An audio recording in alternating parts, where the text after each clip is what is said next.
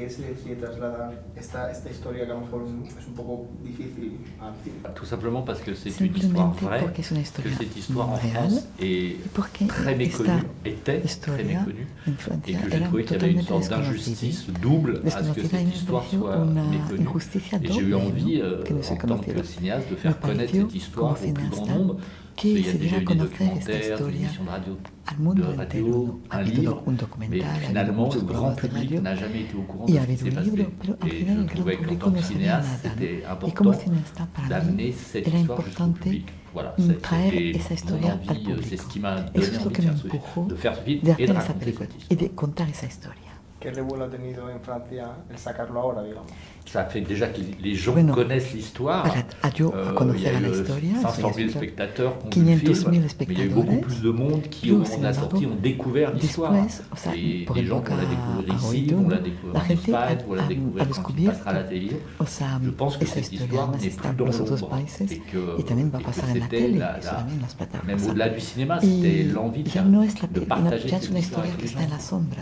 Va más allá del cine, es las ganas de querer compartir esta historia. Et puis même peut-être d'un point de vue judiciaire, certains signes, c'est pas fait, mais pourraient pousser à réouvrir l'enquête qui reste quand même, qui restait quand même inachevée. Ya que digamos que nunca se supo, o sea, todo. Está por ahí Isabel. ¿Qué fue lo que la atrajo del proyecto y si conocía ya la historia? Alors, d'abord, c'est le deuxième film que nous faisons, Jean-Paul et moi, parce qu'on a fait La Daronne ensemble. Maria, donc, quand Jean-Paul m'a dit « j'ai une histoire formidable pour toi », j'étais déjà assez bien disposée, je me doutais bien que ça allait être vraiment quelque chose d'intéressant. Il m'a donné le scénario et surtout, très vite, il m'a donné le livre. Oui, j'ai tout de suite vu qu'il y avait à la fois un intérêt, comment dirais-je, bon, dans la mesure où c'est une histoire vraie, ça raconte une situation politique, économique, c'est dans le contexte du nucléaire, c'est un contexte évidemment très fort, mais au-delà de ça, il y avait une matière fictionnelle très intéressante aussi. Et c'est évidemment la réunion des deux, parce que le fait que ce soit une histoire vraie en soi, ça ne constitue pas la garantie d'un bon film. Encore faut-il que ça soit propice à développer les imaginaires, à créer de la fiction, à créer du cinéma, et c'était le cas dans cette histoire. Ne serait-ce que à cause ou grâce au personnage de Maureen Kearney elle-même, qui un personnage assez particulier, même dans son apparence physique. On s'est beaucoup servi tout de suite de ce qu'elle était. On n'a pas été chercher très loin dans l'élaboration du personnage. La blondeur, le chignon, les lunettes, c'était une matière très cinématographique. Une apparence un peu hitchcockienne, qui crée du suspense, qui crée du trouble, qui crée de la fiction. Que ya crea una especie de suspense, o sea, que alimenta la ficción. Me gustaría que definiesen ambos cómo es la verdadera Maureen, o sea, en la vida real, que les ha destacado, digamos, que se ha llamado la atención. Moi, ce qui m'a surpris le plus, c'est sa force pour vivre avec ça, con esto, ¿no? Convivir con esto, con lo que había vivido. Son pouvoir su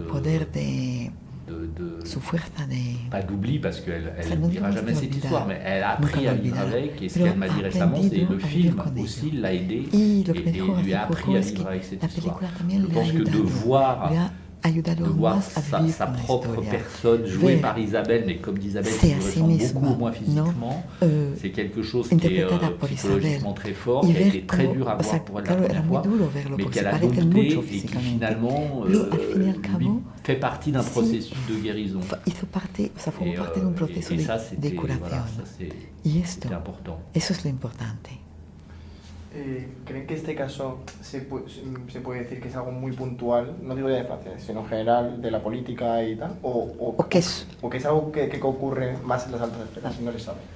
J'espère le moins souvent possible. No lo sé, pero esperemos que lo menos posible, dice Isabel.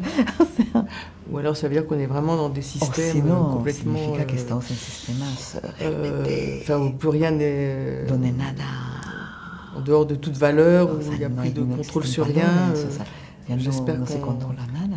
On va pas, enfin, espero sinceramente en France vers ce genre de dispositif. Se vaya hacia este tipo de cosas, ¿no? C'est-à-dire que le film est sur plusieurs niveaux, mais il y a un niveau qui fait que je pense que ça peut encore exister, c'est la différence sociale, parce que c'est aussi une femme d'un certain niveau social qui affronte des hommes d'un autre certain niveau social. Et je pense que ça c'est important parce que cette femme croit faire partie de ce monde, elle les fréquente, mais finalement elle n'en fait pas partie. Et quand tout déraille, ce monde-là supérieur, interprété par des hommes, mais aussi par quelques femmes, lui rappelle que socialement, finalement, elle ne vient pas de ce milieu-là. Et ça, je pense que c'est une lutte sociale qui malheureusement, je pense, peut encore exister au-delà du cas de Maureen Kernel même, mais ce niveau-là c'est quelqu'un qui fait partie de ce milieu sans en faire totalement partie, et ce milieu se referme sur lui-même quand il se sent en danger et punit cette femme. Voilà. Et la remet à sa place. Et ça, je pense que malheureusement, c'est encore quelque chose qui, dans des situations vivantes, peut arriver. ¿Qué les gustaría que la gente, con qué mensaje o qué idea o que sacase la gente al ver la película? Moi, j'aimerais que ce film donne du courage de voir que cette femme n'a pas eu peur de parler, de provoquer des choses, qu'elle l'a payé très cher, que quand on lui demande aujourd'hui à Maureen Kernel, elle dit qu'elle ne le referait pas, que si elle avait su, elle ne l'aurait pas fait. Mais néanmoins, à l'époque, elle avait la force de le faire. Et je trouve que c'est des personnages forts comme ça qui font évoluer une société et qui ont cette grandeur. C'est vraiment une héroïne contemporaine. C'est ce que je trouvais formidable. Moi, j'aurais jamais eu ce courage-là. On nous dit aujourd'hui, oh là là, vous avez été courageux de faire ce film. Moi, j'ai fait mon boulot de cinéaste, j'ai jamais pensé qu'il fallait être courageux. Je pense qu'elle l'a pas perçu sur le moment, et elle l'avait ce courage en elle. Y ella quizá lo pensó lo mismo, tenía el valor y lo hizo. Para los dos, ¿son más valientes las mujeres que los hombres? Oui. Contesta Jean-Paul, si. Plus courageuse. J'aime pas trop les généralités. Mais je voulais rebondir sur la question précédente. Ce qu'on peut retenir du film, c'est aussi, comment dirais-je, pas la faillite, mais on voit bien que c'est plus la vie économique qui régit la vie que la vie politique intrinsèque finalement. Parce que c'est ça, bien ça le problème dans cette histoire. C'est que les intérêts économiques sont tellement puissants que ça finit par prendre le pas sur les convictions politiques. Et alors, est-ce que les femmes sont plus...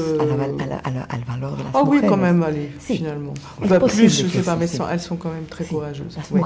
Bien sûr. Bien sûr. Mais surtout les femmes qui sont dans des parties du monde où elles ont vraiment, malheureusement, tellement d'occasions de démontrer leur courage. Je ne dis pas que les hommes ne le sont pas, mais là, on voit bien à quel point les femmes le sont.